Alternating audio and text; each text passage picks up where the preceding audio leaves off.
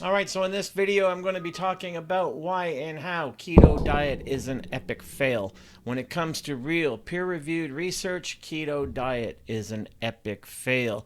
In this day of social media, it makes you wonder if the cabbage soup diet and the grapefruit diet and all these other diets were around in the days of social media, how much following they would have gathered as well. So a lot of foolishness out there, but when it comes to real peer-reviewed research, keto diet is an epic fail. Now, medical uses for ketogenic diets aside, in terms of long-term health, wellness, and even weight loss and sustainability of weight loss, keto diet is an epic fail. And that's reflected in the research over and over again. So let's look at these key parameters regarding relevant research markers, peer-reviewed research, respected research, and what does the real research, authentic peer-reviewed research tell us about keto diet. And I've already told you it tells us that keto diet is an epic fail. Epic fail for sustainable weight loss, epic fail for longevity, epic fail in terms of even anecdotal evidence for longevity, and epic fail in terms of finding any meta-analysis and cross-cultural studies where any societies have lived and thrived on low-carb diets. They simply aren't out there in terms of cultural studies and meta-analysis. Well, you say you don't care about any of that. All you want to hear about is the weight loss, and that's what most people on social media rave about. But you should care about all these things, and the reason is because of metabolic adaptations, metabolic consequences that ensue on low carb diets, especially in a state of ketogenesis, which is an emergency state of the body. But since weight loss is anything anyone can think about, I'm going to start there, even though I wanted to start in other places. So, any diet, ill-conceived or not, can lead to short-term weight loss. That doesn't mean they are good ideas or even rational. As I mentioned earlier, the cabbage soup diet, the grapefruit diet, all these things, and we should learn lessons, even modern, from The Biggest Loser, that study that came out that showed metabolic damage for Biggest Loser contestants 2 and 3 years after how much weight they had gained back, how suppressed their metabolisms were. No one wants to think about that. Everyone wants to harp on short-term effects and, again, hope over experience. And now we've just got the keto diet and people raving about things they don't understand without understanding the long-term consequences. So any ill-conceived diet can cause you to lose weight up front. That's nothing new, and that's the history of studying diets, and keto diet is no different in that regard. Why? Because it's not sustainable, and I'll get to that. Keto diet and weight loss and weight control. I've got 4 headings I'm going to start with. First of all, let's start with the obvious. The National Weight Control Registry, which you can look up, studies thousands of people who have lost substantial amounts of weight and kept it off for a minimum of, I think it's 3 years. And they state in their findings that they can find less than 1% of those who are registered as losing a lot of weight and keeping it off, less than 1% did it with low carb diets. That is an epic fail of low carb diets. Remember, a diet must be sustainable. So if keto was the path to follow instead of a fantasy diet, then the findings of the National Weight Control Registry would simply reflect that. People would be on there in abundance in higher proportions, showing conclusively how they lost weight and kept it off was through low carb ketogenic diets. Instead, National Weight Control Registry reflects the abject failure of low carb diets, and I've recorded this in many of my books, Understanding Metabolism and other books.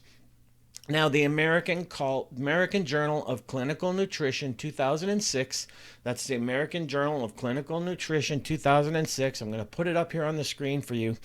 Ketogenic low-carb diets have no metabolic advantage over non-ketogenic low-carb diets for weight loss. The same study lists several adverse metabolic and emotional effects. So I'm going to read that to you. And these were severe adverse consequences after only 6 weeks. So that is something to consider and something that we need to look at. So I'm going to bring that up for you. Ketogenic low carb diets have no metabolic advantage over non-ketogenic low carbohydrate diets. And in the conclusion section, ketogenic low carb diets and non-ketogenic low carb diets were equally effective in reducing body weight and insulin resistance, but the ketogenic low carb diet was associated with severe adverse metabolic and emotional effects. The use of ketogenic diets for weight loss is not warranted.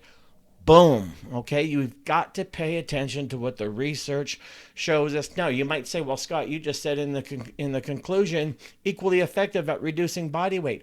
The study was only 6 weeks long. This is my whole point. Short-term hope over experience nonsense with the long-term consequences looming. What do I mean by that? In this study, what we see, several adverse metabolic and emotional effects of the diet, to the point where the conclusion is the use of ketogenic diets for weight loss is not warranted. So we go back to that Biggest Loser study here. We see 6 weeks of such a diet, several adverse metabolic and emotional effects. If you just want to wave away the emotional effects, those adverse metabolic effects and consequences are going to show down the road in terms of rebound weight gain, and that is what they're talking about. And don't forget, that is a respected, peer-reviewed American Journal of Clinical Nutrition, 2006. And that was after only 6 weeks. So let's stop the nonsense, shall we? And then we've got research from the journal Cellular Metabolism, 2015. Calorie for calorie dietary fat restriction results in more body fat loss than carbohydrate restriction in people with obesity.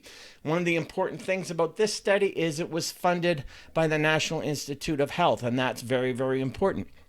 So let's quote here, body fat loss slowed during the keto diet and coincided with increased protein utilization and loss of fat-free mass. Now, this is important because what they're showing is the effects of keto as the diet wears on. Yes, body fat loss slows down. Weight loss may continue on the scale, but what you're seeing here is a reflection of increased protein utilization.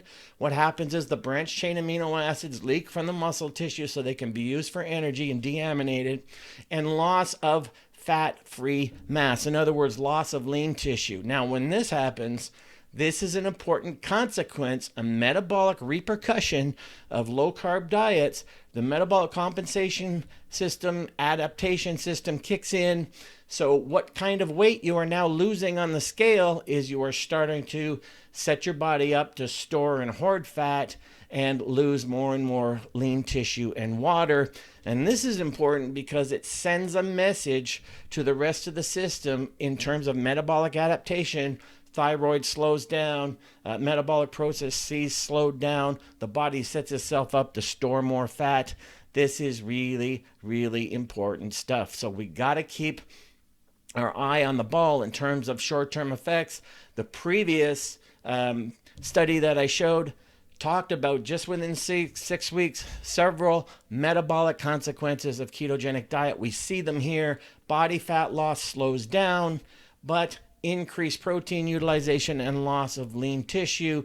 That sends messages throughout your body with its checks and balances and metabolic adaptation to slow metabolism down and increase the capacity to store fat, not what you want for sustainable ongoing weight loss. And in relation to this, people go on and on about how much energy they have on ketogenic diets. This is a self-fulfilling prophecy because the research shows something else entirely.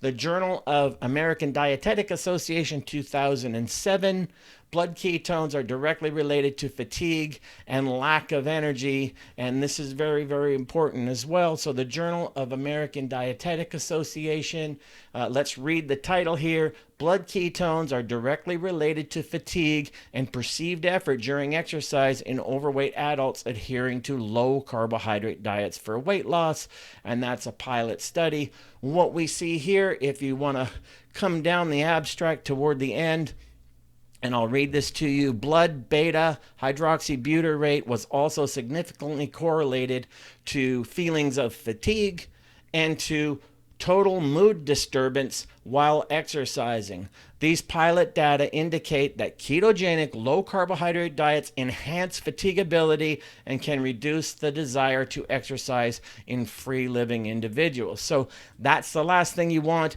If you want sustainable weight loss, then exercise has to go with that. And what we see there is low carbohydrate diets lead to enhanced fatigue and feelings of apathy toward the actual exercise that helps you. So the blood ketones are directly related to fatigue and lack of energy, and that is really, really important stuff. So another journal that we can refer to, the Journal of American Dietetic Association, 2001. I'll just bring that up. And as we see here, diets that are high in carbohydrate and low to moderate in fat tend to be lower in energy consumption. The lowest energy intakes observed in those people on a vegetarian diet, meaning going vegetarian, you take in less calories. The diet quality, as measured as healthy eating index, was highest for the high carbohydrate groups and lowest for the low carbohydrate groups. So quality of nutrition was highest when you ate high carbs and lowest when you ate low carbs, and that's important as well. And the BMIs, okay, the body mass index, were significantly lower for men and women on the high carb diet, and the highest BMIs, body mass indexes, were noted for those on low carbohydrate diets. So eventually, low carb diets can lead to people getting fatter and fatter instead of slimmer and slimmer. So be careful, because I get people who will tell me, oh, people in my office, they're on keto and they've lost 70 or 80 pounds. Short term. Get back to me again in 12, 13 months and see where they're at with that. And if you think you're going to just go on it for a little while, lose a little weight, and then adopt a carbohydrate, that is false thinking, and that's going to hurt you just as well. So, and I will add, in terms of that study now, the Journal of American Dietetic Association, popular diets and their correlation to health, nutrition, and obesity. What we see here, low carbohydrates correlate to more obesity and less health and nutrition. High carbohydrate diets, better nutrition and better body mass indexes. And what we see here is low carbohydrate diets, you're not going to find any long-term adherence to cultures that thrive on low carb diets. And I'm going to get to that. When a diet is destined to fail, regardless of short-term hope over experience. And that's really, really important. So what I'm going to finish on that part with low carb diets, the ketogenic myth, all right, in terms of weight loss, because that's all that anyone wants to focus on, even though they should see bigger picture. I'm going to read you the whole abstract from the Asia Journal of, let me just find it here. Asia Pacific Journal, Clinical Nutrition. And what we see here is when you get away from the North American diet mentality, things change. They can be more pronounced in their conclusions. So low carbohydrate diets, what are the potential short and long-term health implications? I'm going to read the whole abstract to you. Low carbohydrate diets for weight loss are receiving a lot of attention of late. This study goes back to 2003. Reasons for this interest include a plethora of low carbohydrate diet books. See my webinars on low carb lies and the politics for profit, diet books, the over sensationalism of these diets in the media and by celebrities, and the promotion of these diets in fitness centers and health clubs. That's where these myths tend to perpetuate the worst. That's my addition there. The reemergence of low carbohydrate diets into the spotlight has led many people in the general public to question whether carbohydrates are inherently bad and should be limited in the diet. Although low carbohydrate diets were popular in the 1970s, they have researched again, yet little scientific fact into the true nature of how these diets work, or more importantly, any potential for serious long-term health risks in adopting this dieting practice appears to have reached the mainstream literature. Evidence abounds that low carbohydrate diets present no significant advantage over more traditional energy-restricted, nutritionally balanced diets, both in terms of weight loss and weight maintenance. That's very, very important here. You're not getting the bang for the buck that you've been promised by going low carb. Back to the abstract. Studies examining the efficacy of using low carbohydrate diets for long-term weight loss are few in number. However, few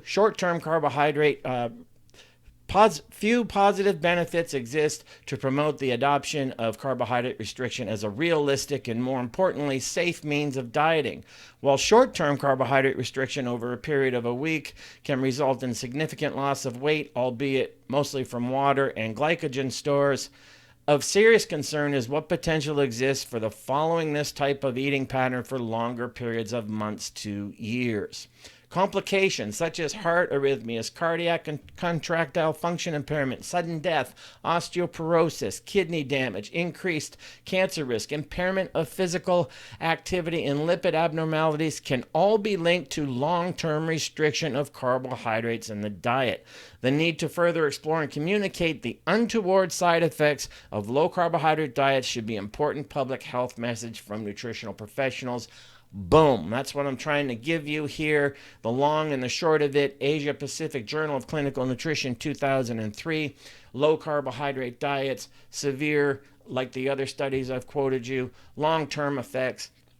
And even though that Biggest Loser study, they weren't necessarily following low-carb diets, we see the ill effects longer term, what happens when the diet ends and metabolic damage ensues. So that Asia Pacific Journal of Nutrition is very, very important. And then for people who want to poo-poo on respected peer-reviewed science and research and call it propaganda, let's get real. Present your own peer-reviewed research then, and the numbers show in the short term, you can find some research for the effectiveness of low-carb diets, keto diets for weight loss, but none for long-term and none for sustainability, and certainly none for cultures that thrive. So since when is respected peer-reviewed science and research propaganda anyway?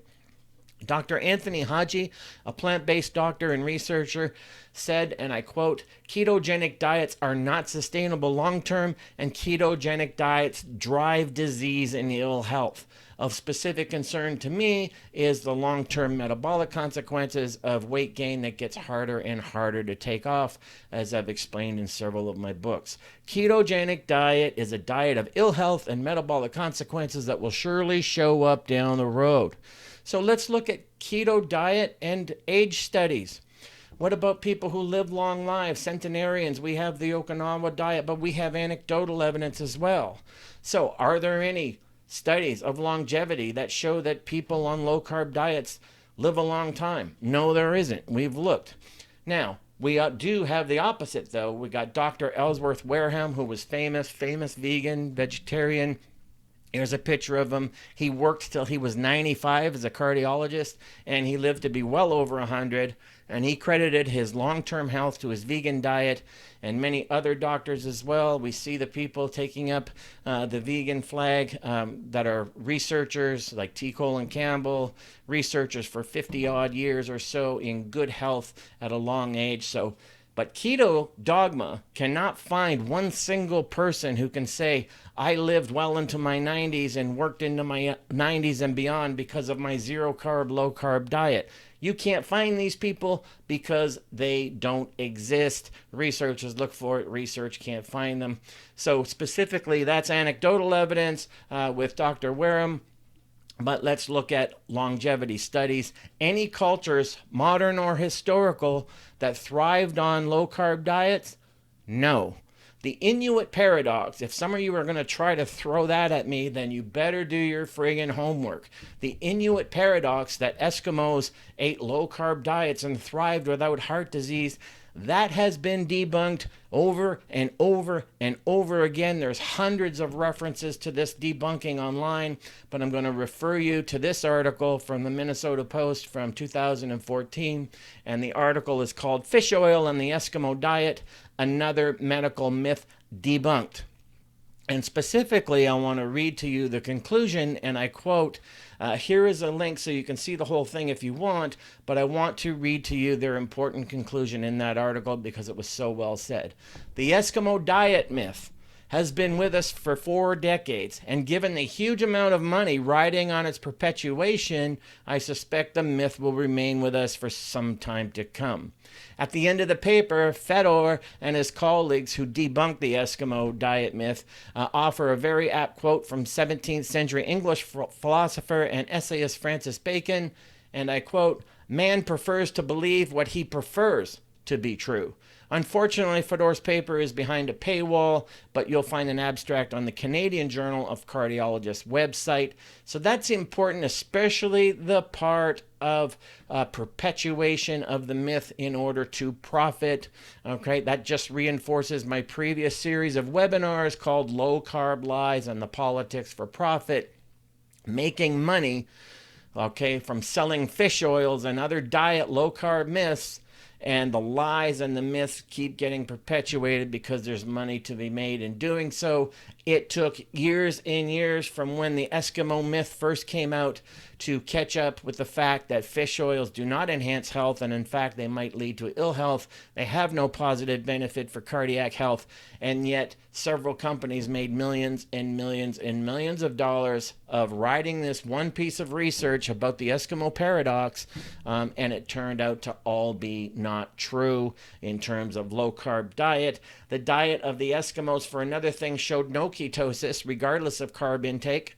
All right, they never got into ketosis because they had a genetic predisposition that prevented them from getting into ketosis. But not only that, in the paradox, what we find in the poor research that was done, these people lived shorter, sicker lives, reeked with osteoporosis and other ailments that reflect low carb diets and shorter, sicker lives. And these weren't big cultures anyway. The Eskimo study, we're talking about people living on the fringes of culture. We're not talking about hundreds of thousands and millions of people like other studies of longevity show. So that's very important. Actual longevity studies refer to the Okinawa studies, the traditional Okinawa diet, not the current one that's been westernized, where the Okinawans ate 80% carbs, starch in the form of sweet potatoes, low calories, low protein, and very low fat.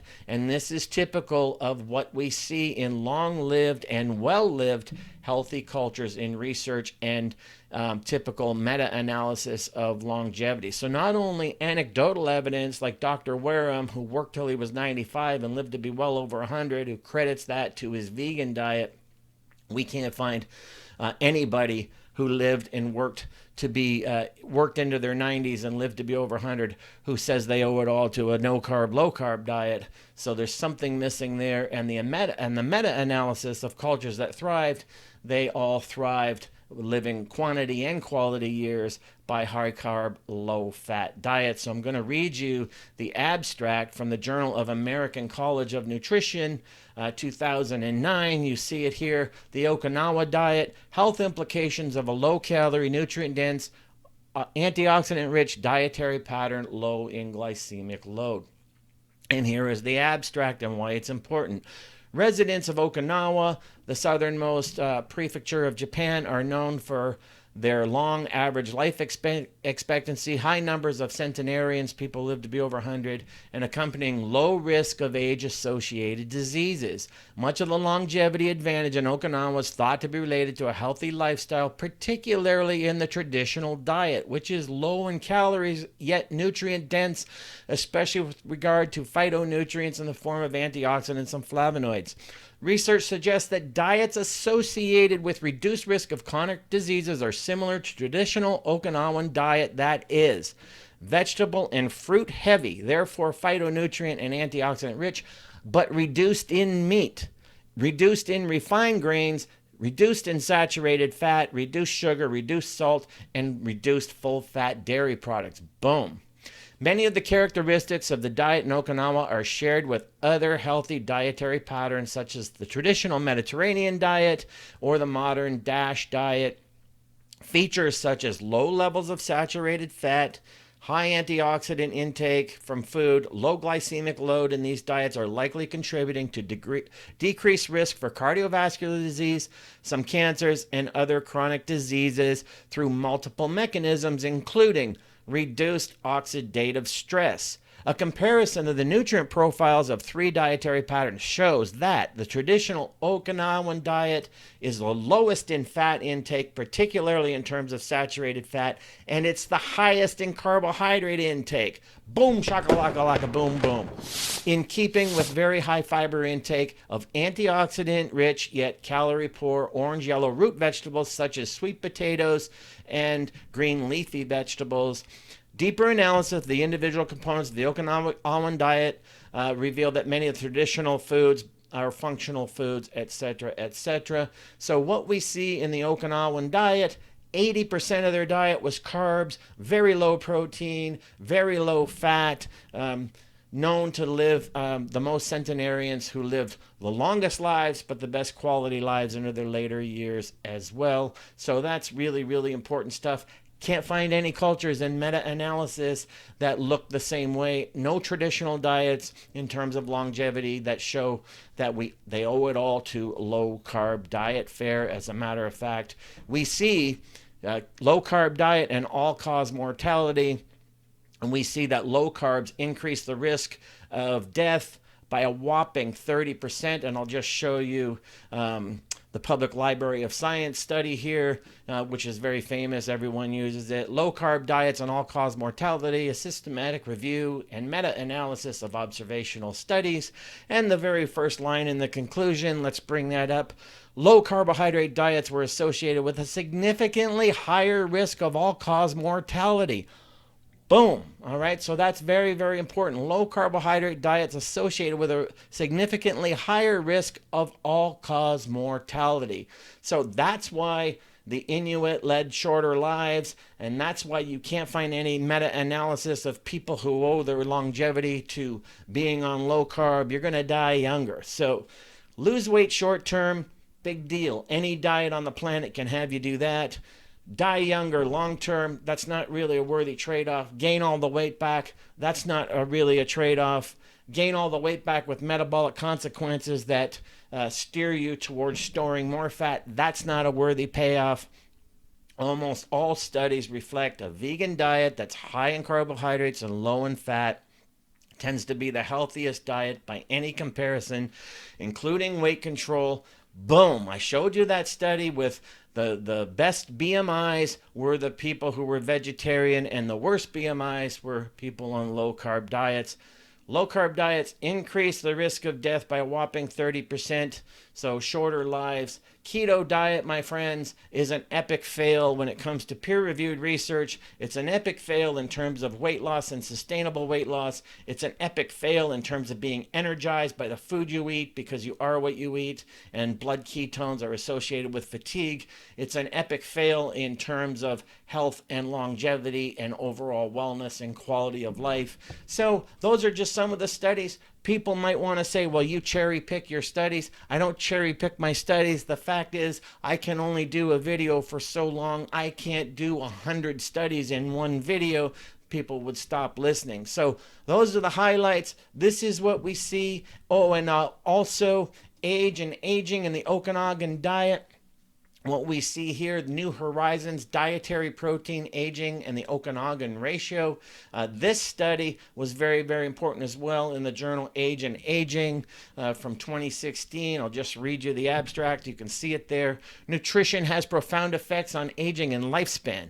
Caloric restriction is the major nutritional intervention that historically has been shown to influence lifespan and/or health span in many animal models. Studies have suggested that a reduction in protein intake can also increase lifespan, albeit not as dramatically as caloric restriction. More recent research based on nutritional geometry has attempted to define the effects of nutrition on aging over a broad landscape of dietary macronutrients and energy nutrients.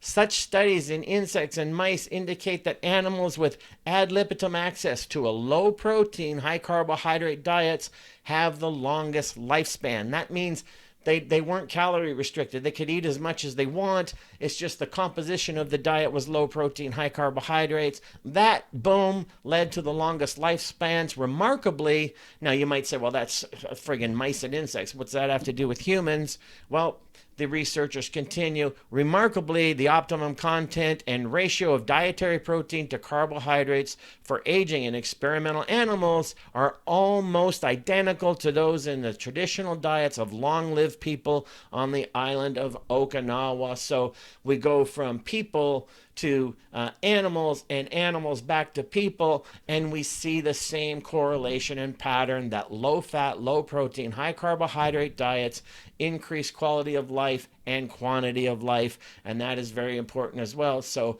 once again, in case you didn't hear the first part of this and you didn't hear my conclusions all through, keto diet is an epic fail, and I hope that this reaches some of you and will prevent you from falling into its trap. Keto diet, epic fail. Stay tuned. I'll have way more videos in the near future.